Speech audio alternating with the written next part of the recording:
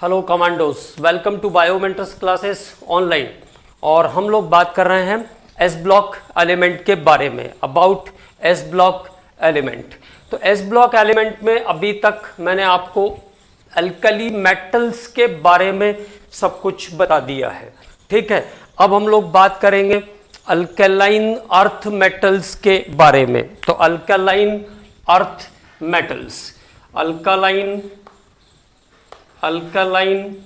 Earth metals, alkaline earth metals. Alkaline earth metals मतलब NH2 वाले जो मेंबर्स हैं उनके बारे में बात करेंगे। It is about alkaline earth metals. Its oxides are exist in earth crust. Alkaline earth metal क्यों कहते हैं? Its oxides are exist in earth crust. Its oxides are exist in earth crust, and it is alkaline in nature. It is alkaline in nature और by nature ये alkaline होते हैं, ठीक है। तो अल्कलाइन अर्थ मेटल्स इसलिए कहते हैं इनको क्योंकि इनके ऑक्साइड जो है वो अर्थ क्रस्ट में एग्जिस्ट करते हैं और स्टेबल होते हैं। कई बार बहुत पहले के समय में लोग इससे कपड़े भी धो लेते थे क्योंकि बेस होते हैं तो क्लेंजिंग एजेंट के जैसा भी काम कर लेते हैं ये। तो NH2 के जो मेंबर्स हैं उसमें क्या क्या आ जाएगा? Beryllium, magnesium, calcium, strontium, barium और रेडियम, ये मेंबर्स हैं अल्कलाइन अर्थ मेटल्स के।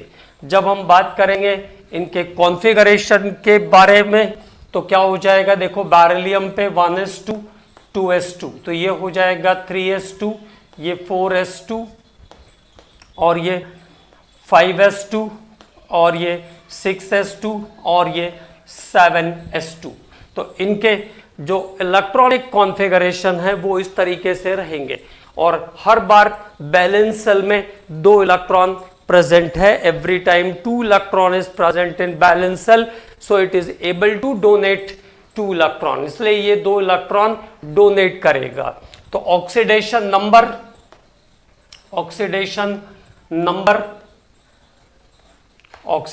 नंबर इज +2, जबकि अल्कली मेटल में ऑक्सीडेशन नंबर कैसा था? +1 था। ये इनकी प्रॉपर्टीज अल्कली मेटल से थोड़ी चेंज भी होगी, ठीक है ना, क्योंकि साइज छोटा हो जाएगा इनका अल्कली मेटल्स के कंपैरिजन में। तो साइज छोटा होने के कारण आयोनाइजेशन एनर्जी, क्योंकि NH2 वाले मेंबर हैं तो आयोनाइजेशन एनर्जी भी थोड़ी बढ़ जाएगी। So there is difference in some properties, इसलिए कुछ प्रॉपर्टीज इनकी जो है as compare to alkali metals change हो जाएगी, ठीक है। तो ये एक इंपॉर्टेंट बात हो गई इलेक्ट्रॉनिक कॉन्फ़िगरेशन। अब देखो इनका जो ओरिजिन है वो कैसे है उसके बारे में एक बात कर लेते हैं। तो beryllium is derived from beryl. Beryllium का डेरिवेशन कहां से हुआ है? बेरिल से हुआ है, ठीक है। BERYL से डेराइव हुआ है। बेरिलियम बिकम्स पेल, जो लाइट कलर का होगा हीट करने पर, इसका मीनिंग है इस शब्द का, ठीक है। Magnesium is derived from magnesia. Magnesium का डेरिवेशन कहां से हुआ है? मैग्नीशिया से हुआ है। Calcium is derived from Latin term calyx. Calcium का डेरिवेशन कहां से हुआ? लैटिक्स टर्म कैलेक्स से हुआ है, ठीक है। इट्स मीनिंग इज लाइम और उसका मतलब है, कैलेक्स का मतलब होता है लाइम, ठीक। Strontium is derived from a town of Scotland, ठीक है। और इसके बाद barium is derived from a Greek word barys, BARYS से डिराइव हुआ है बेरियम, ठीक है। और इसका मीनिंग होता है हैवी। और radium is derived from rays, मतलब जिसमें पावर है वो बेरियम है। तो बेरियम का डेरिवेशन इस तरीके से हुआ। अब बात करते हैं फिर से एक बार जनरल प्रॉपर्टीज के बारे में। तो इलेक्ट्रॉनिक कॉन्फ़िगरेशन के बारे में हमने बात कर लिया। तो ये एक प्रॉपर्टी तो इसकी हो गई। ऑक्सीडेशन नंबर सभी एलिमेंट का कितना होगा, +2 होगा। Oxidation number of all the element is +2, oxidation number is +2। अब बात करते हैं जनरल कैरेक्टरिस्टिक्स के बारे में। तो फर्स्ट ऑफ ऑल नंबर 1 पे बात करेंगे हम लोग, एटॉमिक साइज। तो बिल्कुल सिंपल, साइज के बारे में क्या ध्यान रखना है, increases downside in the group, increases downside in the group, increases downside in the group, increases downside in the group. Size group में नीचे जाने पर क्या होगा, इंक्रीज होता जाएगा, because after the change of every period the new orbit is concern with the atom. ठीक है, तो साइज डाउन साइड जाने पर क्या होता जाएगा, इंक्रीज होता जाएगा। अब बारी आई डेंसिटी की। तो डेंसिटी इसकी थोड़ी वेरिएबल है, डेंसिटी इसकी फिक्स नहीं है, वेरी करती है इसकी डेंसिटी। तो मैं आपको वैल्यूज दे देता हूं डेंसिटी के लिए, है ना। डेंसिटी, तो डेंसिटी की वैल्यूज हम लोग नोट कर लेते हैं, तो कभी अगर जरूरत पड़ेगी तो काम आएगा। ग्राम पर मिलीलीटर में डेंसिटी, ग्राम पर मिलीलीटर में डेंसिटी। तो beryllium, magnesium, calcium, strontium, barium और रेडियम, वहां पे केवल एक ही जगह चेंज आया था। पोटासियम की डेंसिटी जो है सोडियम से कम हो जाती है, क्योंकि पोटासियम में साइज सडनली बढ़ जाता है, लेकिन इनमें डेंसिटी का कोई रेगुलर ट्रेंड नहीं है। तो डेंसिटी इन ग्राम पर मिलीलीटर कितनी, बेरिलियम में 1.84, बेरिलियम में 1.84, 1.74, मैग्नीशियम में 1.55, कैल्शियम में 1.55, स्ट्रोंशियम में 2.63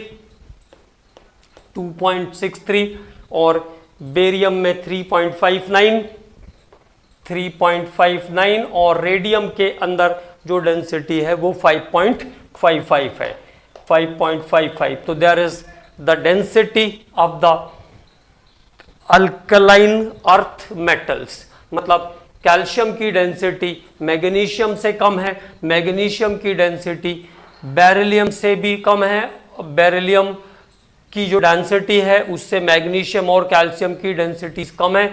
फिर स्ट्रोंशियम से जाने पर डेंसिटी कंटिन्यू क्या हो रही है, बढ़ रही है।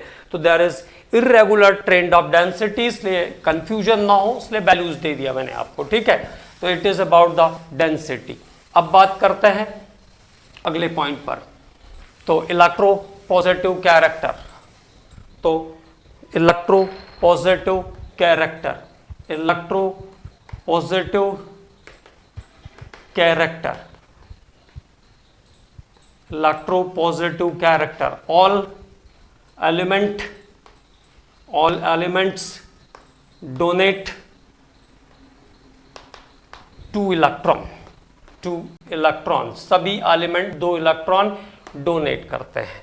और अगर इलेक्ट्रॉन डोनर्स हैं तो कैसे होंगे, मेटल्स होंगे। अगर इलेक्ट्रॉन डोनर्स हैं तो कैसे होंगे, मेटल्स होंगे। तो all element donate 2 electrons and electropositive character, electropositive character, electropositive character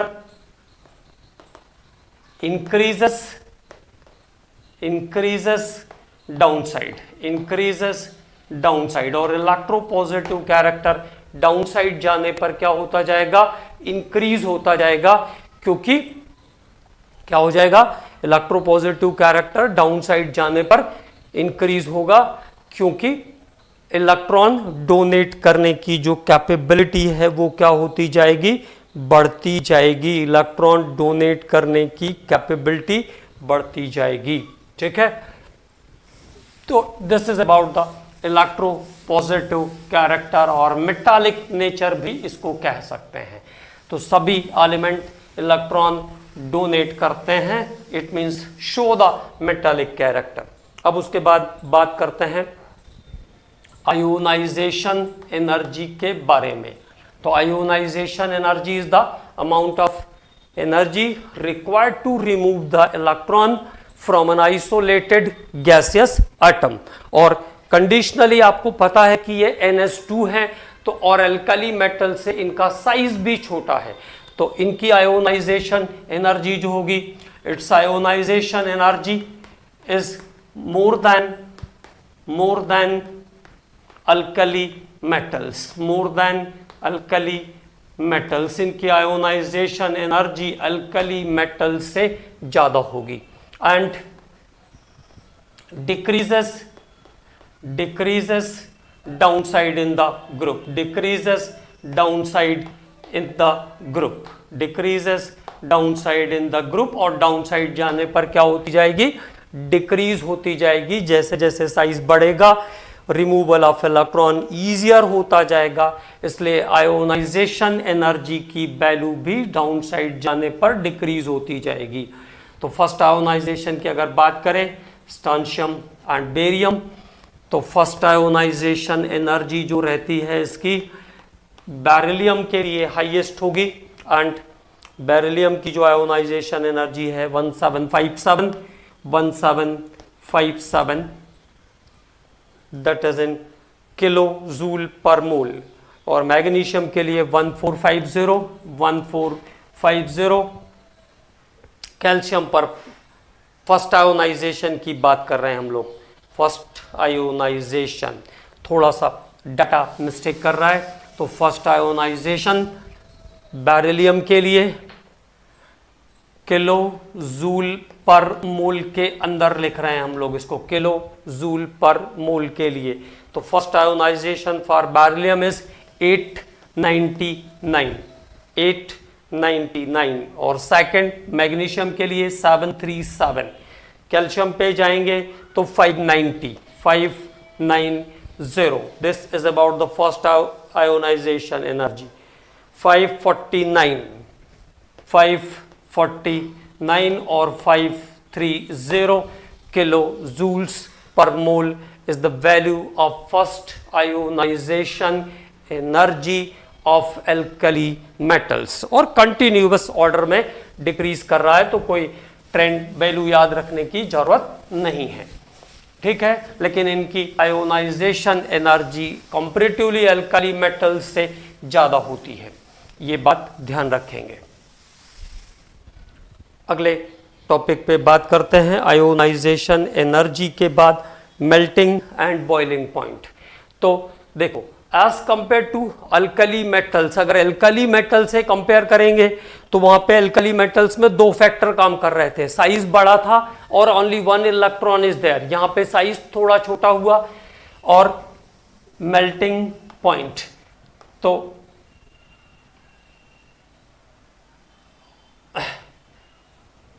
melting point alkali metal से अगर कंपेयर करेंगे तो क्या होगा, smaller size than alkali metals, smaller size than alkali metals, and two electrons in the bonding cell, 2 electrons in the balance cell, 2 electron in the balance shell। तो balance shell के अंदर कितने इलेक्ट्रॉन है, 2 electron है, तो मतलब bonding भी strong होगी और साइज भी थोड़ा छोटा हो गया। इसलिए as compare to alkali metals इनका मेल्टिंग पॉइंट और बॉइलिंग पॉइंट दोनों कैसा होगा, ज्यादा होगा। So its boiling and melting point is higher than alkali metals, इसलिए इनके बॉइलिंग और मेल्टिंग पॉइंट अल्कली मेटल्स के कंपैरिजन में हायर होंगे। Boiling and melting points are higher than alkali metals. Alkali metal से इनका बॉइलिंग और मेल्टिंग पॉइंट कैसा होगा, हायर होगा, ठीक है। लेकिन डाउन साइड जाने पर क्या होते जाएगा, चेंज होगा, डाउन साइड जाने पर चेंज होता जाएगा, लेकिन रेगुलर ट्रेंड में नहीं है, क्योंकि इनके क्रिस्टल की जो पैकिंग होती है सॉलिड स्टेट में वो अलग अलग टाइप की होती है, ठीक है। तो इनके पैकिंग स्ट्रक्चर के बारे में भी मैं आपको बता देता हूं, जिससे आपको ये एक इंपॉर्टेंट पॉइंट यहां से मिल जाएगा। तो there is no regular trend of boiling and melting point but higher than alkali metals। correspondent alkali metals के कंपैरिजन में कैसा रहेगा, हायर रहेगा। अब देखो क्रिस्टल स्ट्रक्चर कैसा होता है, तो सॉलिड स्टेट में हम पढ़ते हैं, लेकिन थोड़ा सा यहाँ पे बता देता हूं मैं क्रिस्टल स्ट्रक्चर कैसा होगा। तो बेरिलियम, मैग्नीशियम, कैल्शियम, स्टोंशियम और बेरियम, इनके क्रिस्टल स्ट्रक्चर्स कैसे हैं उसके बारे में बात करते हैं। तो बेरिलियम का जो क्रिस्टल स्ट्रक्चर होता है वो HCP होता है, hexagonal close packing, hexagonal close packing. Magnesium में भी HCP, हेक्सागोनल क्लोज पैकिंग, जबकि कैल्शियम में होता है FCC, face centred cubic, face centred cubic. और स्टोंशियम में भी FCC स्ट्रक्चर से पैक होता है स्टोंशियम, और BCC स्ट्रक्चर होता है बेरियम के अंदर। बेरियम के अंदर बॉडी सेंटर्ड क्यूबिक स्ट्रक्चर होता है, BCC structure in barium. Barium के अंदर BCC स्ट्रक्चर होता है, तो बेरियम के अंदर BCC स्ट्रक्चर है, ठीक है। तो it is about one of the important point, तो इसको ध्यान रखना है, कभी पूछा तो काम आएगा, ठीक है। अब बात करते हैं अगले पॉइंट पर, that is about the flame colour. यहां से इंपॉर्टेंट पॉइंट शुरू होते हैं। फ्लेम कलर, जैसे अल्कली मेटल्स में हमने पढ़ा था कि अल्कली मेटल्स को अगर हम बुनसन बर्नर की फ्लेम पर हीट करते हैं तो वो फ्लेम के कलर को चेंज कर देता है। तो as same as here is the flame colour, यहां भी हमको फ्लेम कलर के बारे में पढ़ना है। तो पहली इंपॉर्टेंट बात जो आएगी वो यहां पे ये है, beryllium and magnesium. Beryllium and magnesium do not give flame colour. Beryllium और मैग्नीशियम, जबकि वहां पे लिथियम में क्रिम्सन रेड आ रहा था और सोडियम में गोल्डन येलो कलर आ रहा था, लेकिन यहां पे पहली इंपॉर्टेंट बात आई, beryllium and magnesium do not give flame colour. Do not give flame colour, beryllium और मैग्नीशियम फ्लेम कलर प्रोड्यूस नहीं करते हैं, do not give flame colour because of smaller size, because of smaller size and high ionization energy, because of smaller size and high ionization energy। तो smaller size और higher ionization energy के कारण beryllium और magnesium flame colour produce नहीं करते हैं। मतलब अब बचा क्या, कैल्शियम, स्टोंशियम और बेरियम, ये बंसन बर्नर के फ्लेम पर कलर इंपार्टिंग का काम करेंगे। तो प्रोड्यूस कलर कौन कौन से प्रोड्यूस करेंगे, कैल्शियम, स्टोंशियम और बेरियम। और कैल्शियम में कलर आता है ब्रिक रेड, ब्रिक रेड, ईंट के जैसा लाल, ब्रिक रेड। स्टोंशियम में आता है क्रिम्सन रेड, स्टोंशियम में क्रिम्सन रेड। और बेरियम का जो कलर है वो है Apple green, Apple green, Apple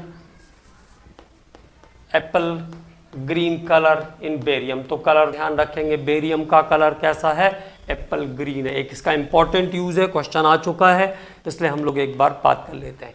Apple green, used to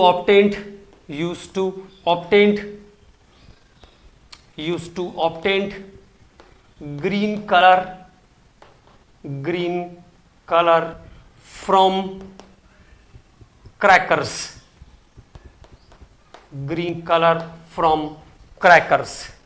तो क्रैकर्स मतलब जो फटाके होते हैं उनसे अगर ग्रीन कलर निकालना होता है तो बेरियम का यूज किया जाता है। Barium is used to obtain green colour from crackers. तो क्रैकर्स से ग्रीन कलर लेने के लिए हम बेरियम को यूज करते हैं, ठीक। तो स्टोंशियम में, कैल्शियम में ब्रिक रेड, स्टोंशियम में क्रिम्सन रेड और बेरियम में एप्पल ग्रीन कलर आएगा। और बेरियम का यूज क्रैकर से ग्रीन लाइट लेने के लिए भी करते हैं। Barium is use to recover green light from crackers. अब उसके बाद अगले पॉइंट पर बात करते हैं, दैट इज हाइड्रेशन एंथैल्पी। तो पहले भी हम पढ़ चुके हैं, जब कोई कैटायन वाटर के अंदर रिएक्ट करता है, वाटर से रिएक्ट करता है, तब जो एनर्जी निकलती है उसे हम क्या कहते हैं, hydration energy. When cation is hydrolysed, when cation is hydrated, then it gives the amount of energy released during the process is called hydration energy। तो एज सेम एज यहाँ भी वैसा ही है, हाइड्रेशन एनर्जी।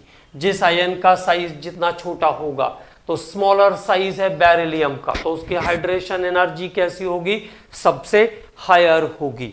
और जैसे जैसे हम ग्रुप में नीचे जाते जाएंगे तो साइज बड़ा होता जाएगा, और साइज बड़ा होता जाएगा तो हाइड्रेशन एनर्जी कम होती जाएगी।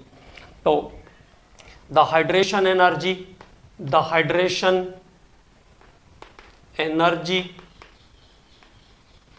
of beryllium 2 plus ion is higher, beryllium 2 plus ion का हाइड्रेशन एनर्जी हायर है, ठीक है। डिक्रीजेस डाउनसाइड, डाउनसाइड जाने पर क्या होगा, डिक्रीज होता जाएगा, decreases downside because of increase in size of cation, क्योंकि डाउनसाइड जाने पर कैटायंस का साइज बढ़ता जाएगा, डाउनसाइड जाने पर कैटायन का साइज बढ़ता जाएगा। और ये एक एक्सोथर्मिक प्रोसेस है, ये ध्यान रखना है। तो अगर हम बात करें इनके हाइड्रेशन एनर्जी के बारे में, तो बेरिलियम, मैग्नीशियम, कैल्शियम, स्ट्रोंशियम और बेरियम का hydration energy kilo joule per mole के अंदर, इन किलो जूल पर मोल। बेरिलियम के लिए -2494 एक्सोथर्मिक है, इसलिए माइनस में लिख रहे हैं, -2494, -1921 किलो जूल पर मोल। कैल्शियम में 1577 किलो जूल पर मोल। स्ट्रोंशियम में 1443 और बेरियम में -1305 किलो जूल्स पर मोल। तो this is about the hydration energy. और हाइड्रेशन एनर्जी का ट्रेंड रेगुलरली कम होता जा रहा है, हाइड्रेशन एनर्जी रेगुलर कम होती जा रही है, मतलब जो हाइड्रेटेड आयन की कंडक्टिविटी होगी वो भी क्या होती जाएगी, कम होती जाएगी। हाइड्रेटेड आयन की कंडक्टिविटी भी क्या होती जाएगी, कम होती जाएगी, जैसे अल्कली मेटल्स में हो रहा था। लिथियम आयन की कंडक्टिविटी सबसे कम है, क्योंकि वो हाइड्रेटेड होने के बाद हैवियर हो जाएगा, ठीक है। तो there is the hydration enthalpy. तो ये बात हुई हाइड्रेशन एंथैल्पी की।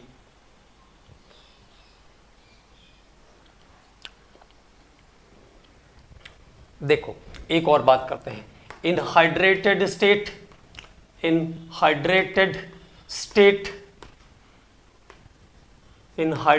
State beryllium 2 plus ion form BeH2O whole 2 plus ion. Beryllium कहां तक जाएगा, BeH2O होल 2 प्लस तक जाएगा। Magnesium, calcium and strontium, magnesium, calcium and strontium form MH2O whole 2 plus ion. जबकि बेरियम फिर से कहाँ तक जाता है, Ba2+ आयन दो वाटर के साथ एसोसिएशन करता है बेरियम का कोई भी कंपाउंड, तो BaH2O होल ट्वाइस 2+ बनाएगा बेरियम, क्योंकि इसमें इनर्ट पेयर इफेक्ट काम करेगा, इसमें इनर्ट पेयर इफेक्ट काम करेगा। अब इसकी थोड़ी सी ब्रीफिंग कर लेते हैं, ठीक है। तो ये हो गया हाइड्रेटेड आयन। अब ऐसा क्यों हुआ कि मैग्नीशियम बेरिलियम BeH2O होल 4 बना रहा है, टेट्रा एक्वा कंपाउंड बना रहा है, जबकि मैग्नीशियम, कैल्शियम और स्ट्रांशियम हेक्सा एक्वा कंपाउंड्स का फॉर्मेशन कर रहे हैं, हेक्सा एक्वा कंपाउंड का फॉर्मेशन कर रहे हैं ये कंपाउंड्स। तो अब देखो जैसे बेरिलियम 2+, तो बेरिलियम की बात करेंगे अगर बेरिलियम, तो बेरिलियम का कॉन्फ़िगरेशन क्या हुआ, 1s2 2s2। अब जब बेरिलियम 2+ करोगे आप इसको तो क्या हो जाएगा 1s2 और 2s2 इसका पूरा खाली रहेगा, तो 2s2 एम्प्टी हो गया। सेकेंड ऑर्बिट है तो नेचुरली p ऑर्बिटल भी प्रेजेंट होंगे, तो 2s और 2p ऑर्बिटल्स यहां पर एम्प्टी हैं, 2s और 2p orbitals are empty in case of beryllium in case of beryllium. तो बेरिलियम 2+ की बात जब हम करेंगे तो 4 एम्प्टी ऑर्बिटल है। And water is act as a ligand, water ligand के जैसा भी एक्ट करता है। बॉन्डिंग आपका कंप्लीट हो गया है तो आपको ये बातें सब पता है ना। तो वाटर एज अ लीगेंड काम करता है, तो एक वाटर यहां आ जाएगा, दूसरा वाटर यहां आ जाएगा, तीसरा वाटर यहां आ जाएगा और चौथा वाटर यहां आ जाएगा। तो ये बना sp3 hybridised compound. sp3 hybridisation तब बेरिलियम एक्सपैंड हो सकता है, तो it forms sp3 hybridised molecule BeH2O whole 4 2+। तो ये BeH2O होल 4 2+ का मॉलिक्यूल बना सकता है बाया sp3 हाइब्रिडाइजेशन। अब इसके आगे इसमें कोई ऑर्बिटल प्रेजेंट नहीं है, d ऑर्बिटल तो है नहीं इसके पास, तो ये कहां तक रहेगा, टेट्रा एक्वा की कैपेबिलिटी तक रहेगा, टेट्रा एक्वा तक जाएगा। अब मैग्नीशियम हेक्सा एक्वा के कंपाउंड कैसे बना पाएगा, क्योंकि मैग्नीशियम में d ऑर्बिटल प्रेजेंट होते हैं, मैग्नीशियम, कैल्शियम, स्ट्रांशियम, बेरियम सब में d ऑर्बिटल होंगे, ठीक। लेकिन बेरियम भी BeCl2.2 वाटर या BeH2O होल ट्वाइस 2+ कैटायन का फॉर्मेशन करता है, वो हेक्सा एक्वा वाले कंपाउंड नहीं बनाता है, क्योंकि उसमें इनर्ट पेयर इफेक्ट काम करेगा, साइज बड़ा हो गया है, ठीक। तो अब जरा बात कर लेते हैं मैग्नीशियम के कंपाउंड के बारे में। तो MgH2O होल 6 2+ कंपाउंड फॉर्म कर रहा है, जबकि बेरिलियम ने टेट्रा एक्वा कंपाउंड बनाया था। तो पहली क्या खास बात ध्यान रखनी है, फर्स्ट इंपॉर्टेंट बात क्या ध्यान रखनी है, इन मैग्नीशियम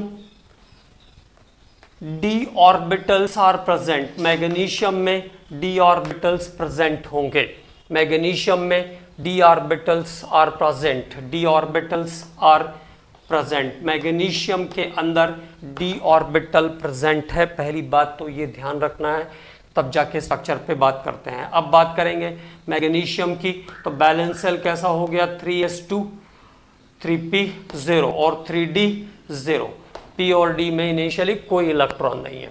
जब आप इसको मैग्नीशियम 2+ में ट्रांसफर करोगे तो ये हो जाएगा 3s0 3p0 और 3s0 3p0 और 3d भी 0, ऑलरेडी इलेक्ट्रॉन तो थे नहीं इधर पे, ठीक है। अब ये हेक्सा एक्वा कंपाउंड बना सकता है, ठीक। तो एक वाटर को ये in form of ligand, again it combines with water, तो 1 वाटर 2 वाटर, वाटर लीगेंड के फॉर्म में आता है, it means have 2 electron, 2 electron रहते हैं, तो इसलिए MgH2O होल 6 वाला कंपाउंड बन जाएगा यहां पर। तो कभी क्वेश्चन आएगा तो ध्यान रखेंगे, यहां पे MgH2O होल 6 कॉम्प्लेक्स बन जाता है, जबकि बेरिलियम टेट्रा एक्वा कॉम्प्लेक्स बनाता है। इसका हाइब्रिडाइजेशन कैसा हो गया, sp3d2, ये sp3d2 हाइब्रिडाइज्ड है, मतलब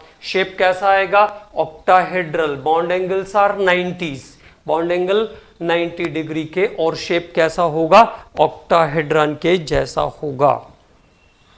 ठीक है, तो it is about the hydration energy. तो ये सब हाइड्रेशन एनर्जी का कमाल है, जिसके कारण मैग्नीशियम, कैल्शियम और स्टोनशियम हेक्साइक्वा कंपाउंड्स बना लेते हैं। अब बात करते हैं अगले टॉपिक पर। तो the next topic is reducing property. Reducing property, और रिड्यूसिंग प्रॉपर्टी का एक ट्रेंड आयोनाइजेशन पर बेस्ड रहता है, एक हाइड्रेशन पर बेस्ड रहता है, ये आपको पता है। अब हमने लिथियम के बारे में जब बात किया था तो हमको पता चला कि हाइड्रेशन एनर्जी के कारण लिथियम सॉल्यूशन में स्ट्रॉन्ग रिड्यूसिंग एजेंट है, जबकि फ्री स्टेट में सीजियम स्ट्रॉन्ग रिड्यूसिंग एजेंट है इन द फर्स्ट ग्रुप। अब बात कर रहे हैं हम लोग रिड्यूसिंग प्रॉपर्टी के बारे में। तो अल्कालाइन अर्थ मेटल्स भी कैसे हैं, strong reducing agent but less than alkali metals, strong reducing agent but less than alkali metals. Comparatively size कम हो गया और आयोनाइजेशन एनर्जी बढ़ गई।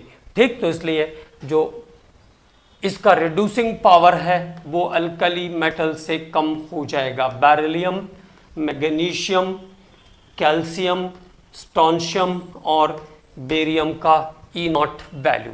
तो बेरिलियम के लिए E0 का वैल्यू होता है -1.97, -1.97 वोल्ट। ओके, 1.97। मैग्नीशियम के लिए -2.36, कैल्शियम के लिए -2.84, -2.87 रहती है। स्टोनशियम के लिए -2.89, -2.89, और बेरियम के लिए -2.92, -2.92। मतलब रिड्यूसिंग पावर क्या हो रहा है, कॉन्टिन्यूअस इंक्रीजेस। तो रिड्यूसिंग नेचर increases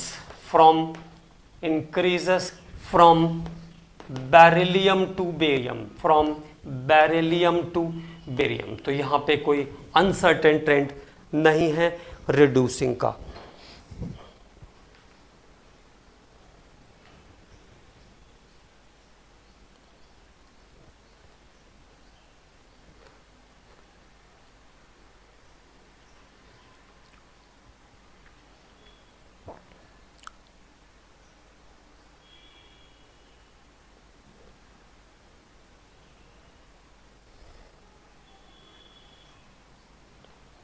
तो this is about the reducing power. ये बात हुई रिड्यूसिंग पावर के बारे में। अब बात करते हैं इसके बाद अगले टाइप पर। देखिए, अमलगमेशन में भी ध्यान रखना है। सभी alkaline earth metal amalgam formation करते हैं। All alkaline earth metal form amalgam.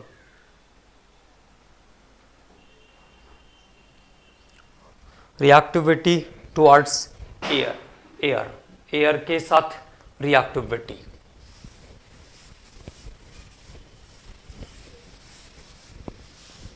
फिर यहाँ पे ट्रेंड में थोड़ा चेंज आएगा। तो रिएक्टिविटी टुवर्ड्स एयर के साथ इसका reactivity trend, reactivity towards air. तो as compare to alkali metals कैसे होंगे, लेस रिएक्टिव होंगे, smaller size and higher ionization energy. इसलिए ये as compare to alkali metals less reactive होते हैं।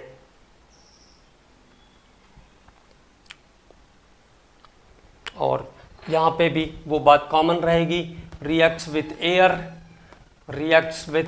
Air to form a layer of oxide to form a layer of oxide on its surface air के साथ react करके अपने surface पर oxide का लेयर बनाते हैं, which decrease the metallic sharpness, which decrease the metallic sharpness, which decrease the metallic sharpness, decrease the metallic sharpness, जिसके कारण क्या होता है, metallic sharpness कम हो जाती है, which decrease the metallic sharpness। और कई बार तो रिएक्टिविटी भी कम हो जाती है, जैसे मैग्नीशियम है वो लेस रिएक्टिव हो जाता है, अगर मैग्नीशियम ऑक्साइड की लेयर उसके ऊपर जमा हो जाएगी तो वो लेस रिएक्टिव हो जाएगा, ठीक। और क्या ध्यान रखना है, beryllium and magnesium form only mono oxide, वहां पर केवल लिथियम था, यहाँ पे दो हो गए, beryllium and magnesium form only mono oxide, beryllium और मैग्नीशियम केवल मोनो ऑक्साइड बनाते हैं। एक खास बात, calcium, strontium and barium form peroxides also, तो ये पेरोक्साइड भी बनाते हैं, peroxide also, but there is no formation of super oxide, इनमें सुपर ऑक्साइड का फॉर्मेशन भी नहीं होता है। तो this alkali metals, alkaline earth metals do not form super oxides, तो एक इंपॉर्टेंट बात ये भी आ जाएगी, ठीक। तो बेरिलियम और मैग्नीशियम केवल मोनो ऑक्साइड बनाते हैं, जबकि अदर्स जो है हायर जो है वो पेरोक्साइड्स बनाते हैं। तो देखो बेरिलियम एयर के साथ बनाएगा मोनो ऑक्साइड, तो beryllium with air form mono oxide, okay.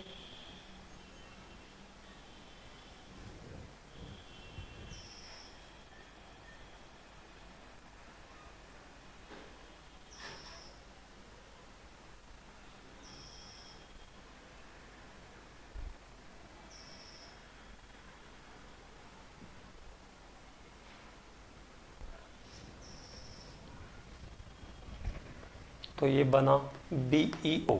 Magnesium में भी एज सेम एज, मैग्नीशियम भी केवल MgO बनाएगा बट नॉट फास्ट, ठीक।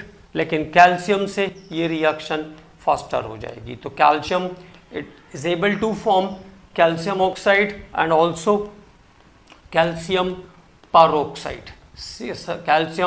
पेरोक्साइड। तो अदर हायर मेटल्स भी क्या करते हैं, पेरोक्साइड का फॉर्मेशन करते हैं, अदर हायर मेटल्स भी क्या करते हैं, पेरोक्साइड का फॉर्मेशन करते हैं। अब बात करते हैं रिएक्शन विथ वाटर के साथ reaction.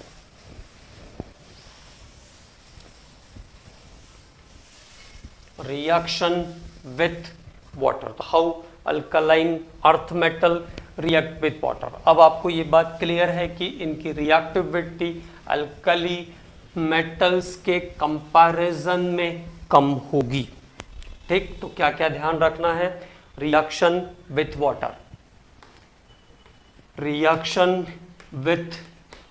How to react with water, तो क्या ध्यान रखेंगे, बेरिलियम एंड मैग्नीशियम। पहली बात, beryllium and magnesium do not react with cold water,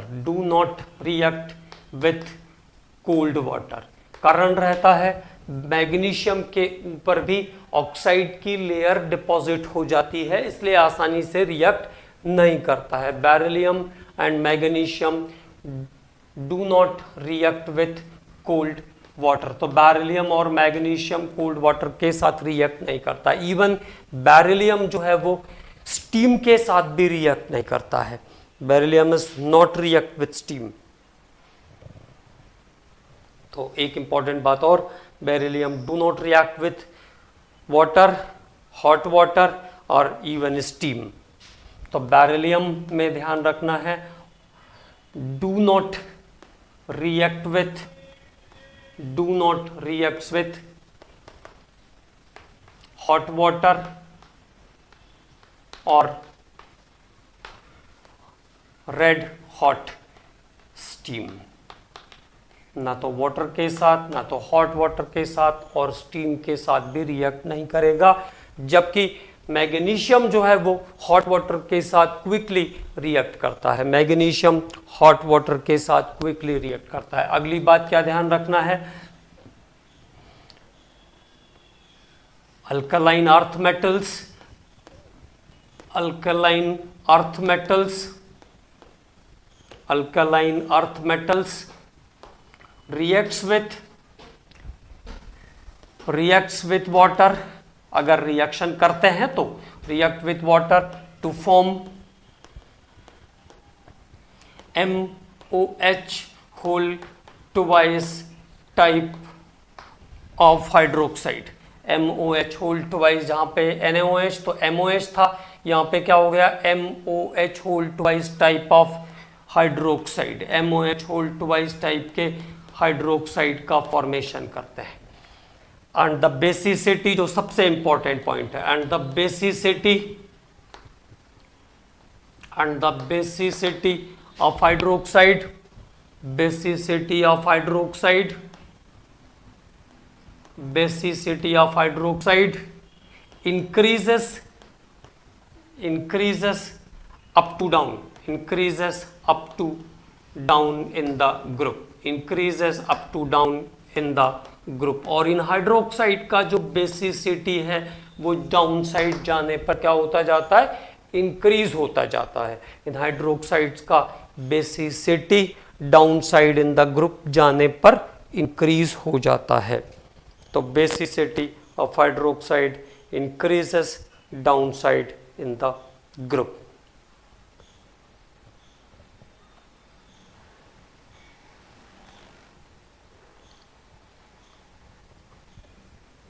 अब बात करते हैं रिएक्शन के बारे में। तो देखो, मैग्नीशियम हॉट वाटर होगा, अगर हीट करेंगे तो रिएक्शन कर लेगा। बेरिलियम में नॉर्मल, कोल्ड, हॉट या स्टीम किसी के साथ भी कोई रिएक्शन वाटर के साथ नहीं होगी बेरिलियम की। अब अगर मैग्नीशियम है तो मैग्नीशियम प्लस वाटर हीट करने पर बनाएगा MgOH whole twice plus hydrogen gas liberate करेगा। जबकि कैल्शियम नॉर्मल टेम्परेचर पर वाटर के साथ रिएक्शन करेगा, है ना, विदाउट हीटिंग, तो कैल्शियम हाइड्रोक्साइड बना देगा। Okay, strontium barium is also form their hydroxide. Strontium और बेरियम भी अपने अपने हाइड्रोक्साइड का फॉर्मेशन करेंगे। ठीक, और बेसिसिटी जो होगी वो ध्यान रखना है, तो सबसे स्ट्रॉन्ग बेस होगा इसमें से barium hydroxide, barium hydroxide, then strontium hydroxide, then calcium hydroxide, then magnesium hydroxide. Mild base होता है magnesium hydroxide. Okay, and then अगर ऑर्डर की बात करेंगे तो उसके बाद बेरिलियम हाइड्रोक्साइड का नंबर आएगा। लेकिन एक इंपॉर्टेंट बात यहां पे है, वो ध्यान रखना है, beryllium oxide and beryllium hydroxide, beryllium oxide and beryllium hydroxides are amphoteric, amphoteric compounds, amphoteric compounds. तो ये एक इंपॉर्टेंट बात और आ गई यहाँ पे, है ना। बेरिलियम ऑक्साइड और बेरिलियम हाइड्रोक्साइड दोनों जो है एम्फोटेरिक नेचर के कंपाउंड हैं। एम्फोटेरिक का मतलब होता है जो एसिड और बेस दोनों के साथ रिएक्शन करता है, जो एसिड और बेस दोनों के साथ रिएक्शन करता है। तो बेरिलियम हाइड्रोक्साइड और beryllium oxide both are amphoteric in nature, दोनों एम्फोटेरिक नेचर वाले कंपाउंड होते हैं। तो ये कुछ discussion, some points related with the alkaline earth metals. Flame colour यहाँ पे बहुत इंपॉर्टेंट है और उसमें ये ध्यान रखना है कि बेरिलियम और मैग्नीशियम जो है, बेरिलियम और magnesium Do not import the characteristics of color with the Bunsen burner flame because of their smaller size and higher ionization energy, क्योंकि इसका साइज स्मॉल होता है और आयोनाइजेशन एनर्जी हाई होती है. तो this is one of the very important point. उसके बाद नॉर्मल पॉइंट्स तो सब हम लोग डिस्कस कर ही रहे हैं. नेक्स्ट लेक्चर में इसके आगे के कैरेक्टरिस्टिक्स को डिस्कस करेंगे और फिर इसकी प्रॉपर्टीज, फिर इसके जो मेंबर्स हैं कैल्शियम मैग्नीशियम, इनके मेंबर्स के बारे में बात करेंगे.